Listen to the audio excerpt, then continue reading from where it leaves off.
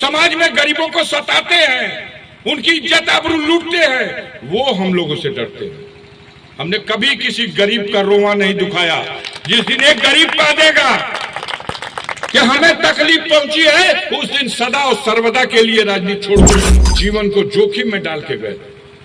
गरीबों की बस्ती में लगी हुई आग को बुताया, घायल लोगों को उठा के लाए, उनका मलहम पट्टी कराया, उनका मुकदमा लिखवाया, उनकी पैरवी किया। सामंतवादी हमको क्या, चमार भाइयों की हत्या की गई थी और लाश गंगहर नदी में फेंक दी गई थी। इस खबर को सुनने के बाद सबसे पहले अगर वहां कोई गया था तो अफजाल अंसारी अपने 100 लोगों के साथ सर पे कफन बांध करके हम लोग जोगा गए थे।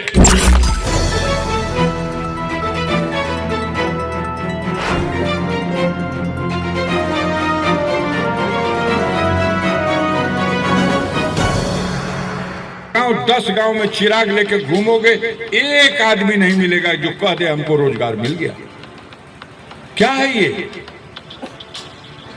रोजी रोजगार, पढ़े लिखे नौजवान, डिग्री है, पहले डिग्री नहीं थी। अब एक परिवार ऐसा नहीं है गांव में, अपने गिन लेना, जिसके परिवार में कोई ना कोई डिग्री वाला ना हो। हर परिवार पढ़ा रहा बच्चों को, अपना पेट काट के, अपना अरमान दबा करके, अपना शौक ना पूरा करब लेकर के पढ़ा दे। पढ़ाई इतनी महंगी हो गई कि 2 में 3 में पढ़े वाला है जो मंटेसरी स्कूलवा में लेकर जात हो, सो 2000, 2500 और 3000 रुपया फीस हो गई है कि नहीं हो गई है? बोलो। कोई गरीब, कोई किसान, कोई सामान्य आदमी, कोई मध्यम वर्ग का व्यक्ति आज की डेट में अपने बेटा बेटी को क्या डॉक्टर बना सकता है? 1 करोड़ रुपया फीस हो गई MBBS बनाने के लिए। 1 करोड़ रुपया। अपनी हैसियत बेच दोगे साथियों तो अपने बेटा बेटी का एडमिशन भी नहीं करा सकते। सारी सरकारी कंपनियां बंद। रिजर्वेशन संविधान में बाबा साहब भले दे गए हों, लेकिन जब सरकारी नौकरी का भर्ती ना हुई तो रिजर्वेशन का टाटा दिया कि बिरला दिया कि डालमिया दिया कि सिंघानिया दिया कि धीरू भाई अंबानी दिया कि अडानी दिया? बोलो जा कि छदन लाल दिया कि मदन लाल दिया? प्राइवेट कल कारखाने में रिजर्वेशन नहीं है और सरकारी कल कारखानों की भर्ती बंद है। विकास खाली, बड़ा विकास के लिए बड़ा लोग अब जाल का कैलो। अरे सरकार तू चलाओ, तू अब मालिक, इंद्रलोक का तू मालिक हुआ। इंद्रलोक रहा भैया, ये धरती पे मानल बा कि अगर स्वर्ग कहीं बा तो कश्मीर बा। बाबा साहब संविधान में लिखले बड़ा कि जे जनता का अदालत में और जनता जेकर कपार पे मुकुट बांधी और जनता का मत से जे जीती, वो पद और प्रतिष्ठा का हकदार हुई। ये न बा तो हर गांव का प्रधानी का चुनाव में क्यों कोई पा जाए तुमसे ज्यादा वोट जीत जाए और तू हार जीब तो पगड़िया बनाई तो के मुखिया का। लेकिन यहाँ का बा गाजीपुर की जनता का फैसला 1,20,000 वोट से मनोज सिन्हा हारल बना, अफजाल अंसारी जीतल बना। तब भैया के इंद्रलोक का मुकुट अफजाल अंसारी के 10 गो बुलडोजर लगा के कर सूर्य खंड कैसे हो। 5 साल से खाना था, कुछ खबर बाकी ना तो लोग के बतावे जाए। कौनो जुलुम बता दे जो हमरा पे ना भइल होके। अब बाकी बात जियत रहब तो हु के झेल हटे वाला नहीं खे। हमार बाप दादा अंग्रेजन से ना हट रहे, अंग्रेजी शासन के खिलाफ बगावत कैल। हमार घर दुआर लुटाइल रहे अंग्रेजन के राज में। हमार बाप दादा जेल गए रहा अंग्रेजन के राज में, कोड़ा खैले बड़ा, जेल खटल बड़ा, कुर्बानी देले बड़ा।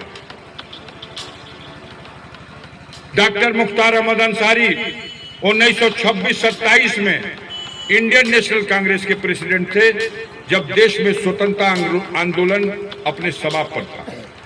तब महात्मा गांधी ने कहा था डॉक्टर अंसारी से कि डॉक्टर अंसारी, आंदोलन तो पूरे देश में फैल चुका है, लेकिन दिल्ली में कोई केंद्रीय कार्यालय नहीं है जिससे संचालन में व्यवधान हो रहा है। डॉक्टर अंसारी की अपनी कोठी थी दिल्ली में, दरियागंज की कोठी नंबर 1। उस कोठी का नाम था दारुल सलाम। हमारे पूर्वज डॉक्टर अंसारी ने, मैं गर्व के साथ कह सकता हूं कि अपने घर की चाबी ले आके गांधी जी के हाथ पे रख दिया कि ये घर कांग्रेस पार्टी का केंद्रीय कार्यालय बना लीजिए और इस स्वतंत्रता संग्राम आंदोलन का नेतृत्व कीजिए। आज उस परिवार के साथ ये जुल्म हो रहा, ये अत्याचार हो रहा। हमारी बहू बंद की जा रही है जेल में, हमारे घर की महिलाओं पर झूठा मुकदमा लिखा जा रहा, हमारे बेटे जेल में हैं, हमारे भाई को जेल में जार खिला के मार दिया, बहाना बना दिया कि हार्ट अटैक हो गया, हमारे ऊपर फर्जी मुकदमा लिख करके और हमको भी जेल में डाल दिया। अगर देश में बाबा साहब भीमराव अंबेडकर का संविधान नहीं होता और उसमें जीने का अधिकार नहीं होता तो हमारी जगह पे दूसरा होता तो हौसला छोड़ देता। लेकिन मैं संविधान को मानता हूं, कानून में आस्था रखता हूं, उनके हर जुल्म का मुकाबला करने का काम किया। अपील करके गए हाईकोर्ट में, हाईकोर्ट से जमानत मिली, अपील करके गए सुप्रीम कोर्ट में, सुप्रीम कोर्ट ने गाजीपुर के न्यायालय से अफजाल अंसारी को जो 4 साल की सजा का आदेश था, उस आदेश को ही निलंबित कर दिया और मेरा पद भी बहाल कर दिया, मुझे चुनाव लड़ने के लिए भी योग्य बना दिया। अब इस पगलाई बांसों की दादा तो फिरो लड़े आगे, टिकट दिले बड़ा अखिलेश यादव, समाजवादी पार्टी के राष्ट्रीय अध्यक्ष माननीय अखिलेश यादव जी अफजाल अंसारी को टिकट से मुल दे दिए। आई टिकट काटत हो सो हमारा सुनत हो कि ना अखबार में टीवी में अफजाल का टिकट वे कट जाइए, अफजाल का टिकट वे कट जाइए। क्यों ये जलन है, क्यों ये नफरत है? कसूर बता दो। मेरे पूर्वजों ने देश को आजाद कराने की लड़ाई लड़ी, मेरे पूर्वजों में ब्रिगेडियर उस्मान साहब थे। जब देश आजाद हुआ पाकिस्तान ने हमला कर दिया कश्मीर पे, नौशेरा घाटी पे कब्जा कर लिया, झांगर घाटी पे कब्जा कर लिया और ये वैष्णो देवी से लगाए पूरा जम्मू का इलाका पाकिस्तान की सेना रौंद रही थी। तब भारतीय सेना के जनरल करियप्पा साहब ने ब्रिगेडियर उस्मान को कहा, कश्मीर को बचाने के लिए जो सेना भेजी जा रही है उस सेना का कमांडर तुमको बनाया जा रहा है, बचाओ कश्मीर जा करके। और मैं गर्व के साथ कह सकता हूं कि मेरे पूर्वज ब्रिगेडियर उस्मान जो भारतीय सेना के नायक थे, कश्मीर में जाके पाकिस्तान के खिलाफ लड़े, झांगर घाटी को फिर से मुक्त कराया, नौशेरा घाटी को फिर से जीत लिया और इसी लड़ाई में अपनी मातृभूमि की रक्षा में 3 जुलाई सन 1948 को नौशेरा घाटी में शहीद हो गए। मरने के बाद उनको महावीर चक्र मिला उनकी वीरता के लिए। हम उस परिवार के वंशज हैं, हमारी रगों में उन्हीं बहादुर वीरों का खून है। हम तुम्हारे जुल्म से हटने वाले नहीं हैं। कौन है इस धरती पे आया है जो अमर हो? जो भी पैदा हुआ उसे मरना है।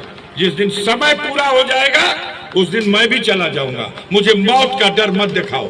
मैंने कह दिया है मोदी के लेफ्टिनेंटों से कि जब तक जीवित हूं, जब तक जुल्म और अत्याचार और बुराई के खिलाफ लड़ता रहूंगा। कसूर इतना है साथियों, जलन इस बात की है कि इनकी गोद में जो असली माफिया पल रहे हैं, असली गुंडे पाले जा रहे हैं, जो समाज में गरीबों को सताते हैं, उनकी इज्जत आबरू लूटते हैं, वो हम लोगों से डरते हैं। हमने कभी किसी गरीब का रोआ नहीं दुखाया। जिस दिन एक गरीब कह देगा कि हमें तकलीफ पहुंची है, उस दिन सदा और सर्वदा के लिए राजनीति छोड़ दूंगा। हम तो जुल्मियों से लड़ते हैं। हमारा कसूर है कि जब शेरपुर में 400 घर की चमटोल जलाई गई तो कोई पुछार करने जाला वाला नहीं था। मेरे पिता सुभानुल्लाह अंसारी मोहम्मदाबाद नगर पालिका के चेयरमैन थे 1971 से। उनके साथ सैकड़ों की संख्या में हमारे लोग, हम लोग शेरपुर गए, जीवन को जोखिम में डाल के गए। गरीबों की बस्ती में लगी हुई आग को बुताया, घायल लोगों को उठा के लाए, उनका मलहम पट्टी कराया, उनका मुकदमा लिखवाया, उनकी पैरवी किया। सामंतवादी हमको क्या कहेगा? सामंतवादी तो हमसे नफरत करेगा। इसके बाद की घटना हुई जो बताया हमारे भाई उमाशंकर कुशवाहा ने जोगामा साहिब में, जिसमें 4 गरीब चमार भाइयों की हत्या की गई थी और लाश गंगहर नदी में फेंक दी गई थी। इस खबर को सुनने के बाद सबसे पहले अगर वहां कोई गया था तो अफजाल अंसारी अपने 100 लोगों के साथ सर पे कफन बांध करके हम लोग जोगा गए थे और उन गरीब लोगों को, उनकी लाशों को छान के जाल से नदी से निकलवाया, मुकदमा कायम कराया, हत्यारों को जेल भेजवाया। सुखपुरा गांव में जब राजभरों की बस्ती उजाड़ी गई, पीएससी लगा के उजाड़ दी गई, तब उस समय कोई उनकी मदद करने वाला नहीं था। रोती बिलखती औरतें मेरे पास गई थी। सूर्यनाथ राजभर उनका नेता था, वो लेके आया और उसने कहा कि भैया पीएससी लगा के हमका जमीन, हमनी का गांव समाज के जमीन में मड़ई पड़ल रहा, घर पड़ रहा, बस्ती उजाड़ दिला। 7 दिन का समय मांगा था। उनके बच्चे बिलख रहे थे, रो रहे थे। मैंने माताओं बहनों से कहा 7 दिन सब्र कर लो। जैसे भी तिरपाल दिलवा दिया, कहा पेड़ों में और बांस के खूंटी में तिरपाल बांध के उसके नीचे 7 दिन गुजारा करो। 7 दिन का समय दो तैयारी के लिए। और 7 दिन की तैयारी में पूरे गाजीपुर जिले से 10,000 लोगों को इकट्ठा किया और चढ़ गए सुखपुरा और बसा दिया फिर बस्ती। आज भी जो चाहे दुनिया को मैं चैलेंज देता हूं, हाई महनपुरा गांव है, यहाँ का पैदा हुआ मनोज सिन्हा, आई सुखपुरा गांव है, उसे सटल दोनों एक के डांड पे। जाओ पता कर लो, नुनारा थाना क्षेत्र का सुखपुरा गांव। आज भी 150 घर राजभर उस बस्ती, उस जमीन पे आज भी आबाद है। पूछो जाकर के कि कैसे फिर आबाद हुए जब उजाड़ दिए गए थे। हम तो वो लड़ाई लड़े हैं और उस लड़ाई की वजह से इनकी आंखों के किरकिरी बन गए हैं। आज संकट की घड़ी है। मेरे भाई की हत्या की गई, ये जश्न मना रहे हैं, पड़ाका छोड़ते हैं। इनके नेता कहते हैं मिटा दिया गया, इनके नेता कहते हैं मट्टी भी नसीब नहीं होगी। आप बताओ, किसी की अर्थी में क्या उसकी शव यात्रा में जाने से किसी को परमिशन लेनी पड़ती है? किसी की चिता पर लकड़ी रखने के लिए कभी कोई परमिशन लेता है? नक्के नक्के पर फोर्स लगा करके और चाहा गया कि मेरे भाई का भी जब शव भी आया तो उसको मिट्टी देने वाला, शव यात्रा में शामिल होने वाला कोई न रहे। लेकिन धन्य है इस पूर्वांचल के, इस गाजीपुर के गरीब जनता, जिसने साबित किया। आंखें फटी रह गई सरकार की। 1000, 2000, 5000, 10,000 नहीं साथियों, लाखों की संख्या में गरीब उमड़ करके आ गया, मरने मिटने को तैयार हो गया और प्रशासन और शासन को पीछे हटना पड़ा। तब साबित हुआ कि मुख्तार माफिया नहीं, वास्तव में गरीबों का मसीहा था। तब उसके लिए ये जनता लड़ने के लिए आई। आज ये हमको माफिया कहते हैं। कह लो भाई, तुम्हारा मुंह है। आज टीवी वाले, रेडियो वाले, अखबार वाले माफिया कहते हैं। हमारे पत्रकार बंधु को भी चटकारा लेते हैं लोग मुंह में लगा के, मुख्तार माफिया था। खूब जवाब दिया है जनता ने, पेट भर दिया है गोदी मीडिया के लोगों को। कदम कदम पे लोगों ने कहा है कि संसार में कोई माफिया बता दो। दुनिया में कोई आता है, जाना तो सबको है, लेकिन जब उसकी अंतिम यात्रा जाती है तो वही यात्रा ये साबित करती है कि इस व्यक्ति ने दुनिया में क्या कमाया है। और उसकी अंतिम यात्रा में लाखों लोगों ने वहां इकट्ठा होकर के ये सबूत दिया कि वो हमारा मसीहा था, हमारा हीरो था।